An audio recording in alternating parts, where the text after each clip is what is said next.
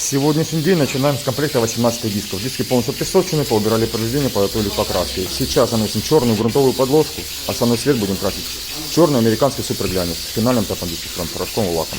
Так, ребят, прошел у нас цикл печи, 18 диски выехали. По черной грунтовой подложке сейчас идет процесс нанесения снова цвета. Следующим этапом диски с порошковым лаком полицикл печи. Так, ребят, прошел у нас очередной цикл печи, 18 диски выехали. Под основным цветом сейчас идет процесс нанесения порошкового лака. В конце видео смотрим готовый результат. Прошел финальный цикл печи, показываю готовый результат 18 ремонтных дисков. В основном цвете черный американский суперглянец.